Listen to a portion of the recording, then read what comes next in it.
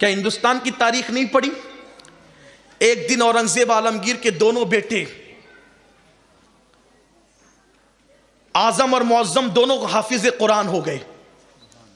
تو اورنگزیب نے اپنے بیٹوں کو کہا جاؤ دادا کو سلام کرو. یہ اورنگزیب بھی بیچارے بڑے مظلوم ہیں. جس بیٹے کا اتنا ادب و باپ کے حوالے سے کہ بیٹے حافظ قرآن بنتے ہیں اور باپ کو سلام کرنے آتے تو کہتے پہلے مجھے نہیں اپنے دادا کو کرو. جو اتنا ادب کرتا تھا اپنے باپ کا اسی پر الزام رکھ دیا تاریخ نے. اس نے تو اپنے باپ کو قید کر دیا تھا, قتل کر دیا تھا. واہ صاحب کیا دن دکھایا اچھے لوگوں کو, بدنامی کیا. جھوٹ ہے, مکر ہے, فریب ہے, مکاری ہے. اورنگزیب کا ایک ہی قصور ہے کہ وہ دیندار تھا اسی لیے بدنام کیا, ورنہ اکبر کو اکبر اعظم کہتے ہیں, اکبر دی گریٹ کہتے ہیں. یہ اکبر اعظم کیسے ہو گیا, دی گریٹ کیسے ہو گیا؟ کیونکہ وہ ملحد تھا, دین کو نقصان پہنچانے والا تھا. لوگوں کی فکر ہے جو بھی دین کو فائدہ پہنچائے اس کو ڈیمیج کرو, اور جو دین کو نقصان پہنچائے اس کو اٹھاؤ اوپر, عزت دو. لیکن تاریخ پر کالک پوت سکتے ہو, تاریخ کو مٹا نہیں سکتے. مشک پہ پیرا بٹھا سکتے ہو, مشک کی خوشبو پہ پیرا نہیں بٹھا سکتے. پھول کو قید کر سکتے ہو, پھول کی خوشبو کو قید نہیں کر سکتے. واقعی وہ اورنگزیب تھا جو اپنے ماں باپ کا بڑا فرما بردار وفادار تھا.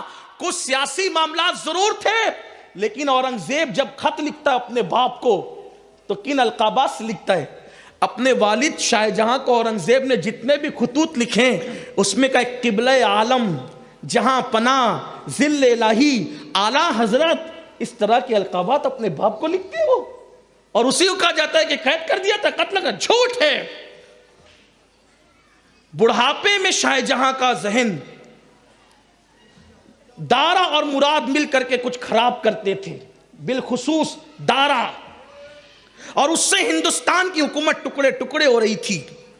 تو اس سے پہلے کہ حکومت دارا کے ہاتھ میں نادانی سے دے دی جاتی, اورنگزیب نے ہندوستان کو ٹکڑے ہونے سے بچانے کے لیے, اکھنڈ بھارت کی مریادہ کو رکھنے کے لیے حکومت اپنے ہاتھ میں لے لی. بس اتنا ہی کیا, اور کیا کیا؟ اگر کوئی شمع لے کر چل رہا ہو, اس کے قدم ڈگمگا جائیں تو اس کے ہاتھ سے اگر شمع لے لینا یہ قصور ہے, تو پھر کیا گر کر کے بجھنے دی جائے شمع کو؟ ہاتھ میں لینے والے کا قصور کیا؟ اس نے تو ڈگمگاتے ہوئے مشعل بردار سے مشعل سنبھال لی اور بجھنے سے بچا لیا, اور اسی پہ الزام ہے باپ کے قتل کا. جھوٹ ہے. بہرحال اب دیکھو کتنا فرما بردار تھا سلطان محی الدین عالمگیر اورنگزیب, اپنے والد کے وہ کتنے فرما بردار. کہا کہ جاؤ بیٹے دادا کو سلام. بچہ ہے, دادا جان سلام علیکم. بیٹے آج عید ہے؟ نہیں دادا, آج ہم نے قرآن حفظ کر لیا ہے. بادشاہ کے بیٹوں نے, بادشاہ کے پوتوں نے, مغل شہزادوں نے قرآن حفظ کر لیا ہے.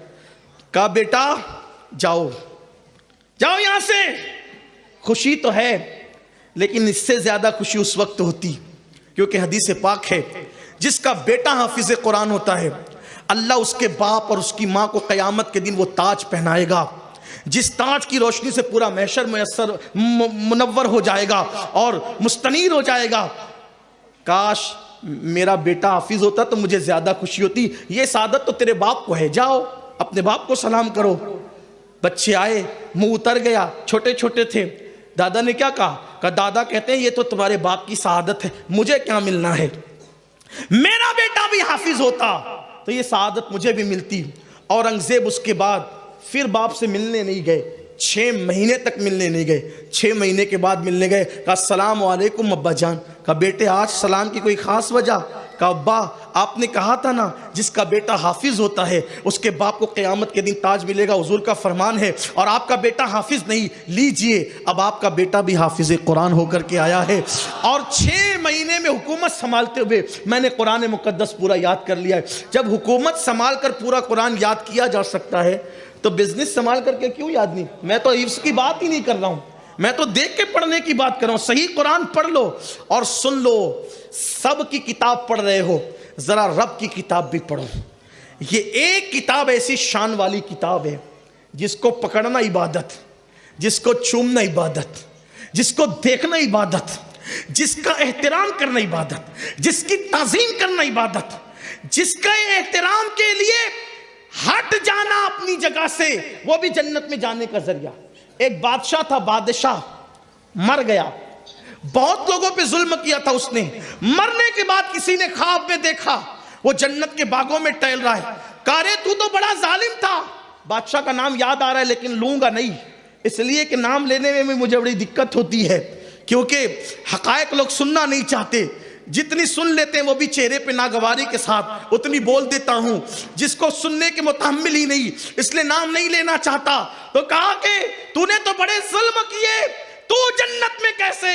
تو بادشاہ نے کہا ایک دن سفر میں تھا، ایک کمرے میں مجھے ٹھہرایا گیا، اس کی طاق میں پیروں کی طرف قرآن رکھا ہوا تھا، اور پورے گھر میں ایک ہی طاق تھا، اس میں قرآن تھا، میں نے پیر پھیلائے چارپائی پر، سفر میں تھا، میری نظر پڑی قرآن، پیر سمیٹ لیے، صاحب خانہ کو بلایا اور بلا کر کہا قرآن ہے؟ ہاں قرآن ہے۔ اس کی طرف پیر جا رہے، حالانکہ اوپر تھا، پیر جا رہے اس کی طرف، تو کہا پھر کوئی بات نہیں، قرآن اٹھا کر لے کر چلے جاتے، آرام سے سو جائیے۔ کہا واللہ میری وجہ سے قرآن جائے گا گھر سے؟ میری وجہ سے قرآن جائے گا گھر سے؟ نہیں، میری وجہ سے قرآن نہیں جائے گا، قرآن کی وجہ سے میں کمرہ خالی کروں گا، کیونکہ یہ اللہ کی کتاب ہے، قرآن جہاں تھا وہیں رہے گا، میں کمرہ خالی کروں گا۔ اور اس نے خالی کیا، جب مرا تو میرے اللہ کی طرف سے ندا آئی، تو نے میری کتاب کی عزت کی، اسی دن میں نے تیرے سارے گناہوں کو معاف کر دی۔ یہ اللہ کی کتاب کی قدر کی برکت ہے۔ ڈاکٹر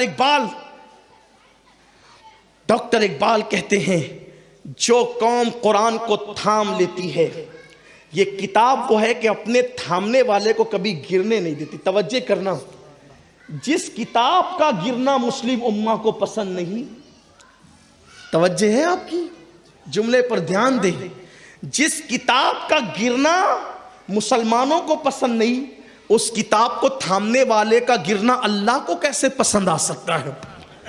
پکڑو کتاب کو، تھامو کتاب کو، اللہ کی کتاب کی طرف آؤ، اور یہ وہ کتاب ہے جس سے رشتہ جوڑنے والا کبھی ذلیل نہیں ہوتا۔ تو اپنے بچوں کو قاری بناؤ، عالم بناؤ۔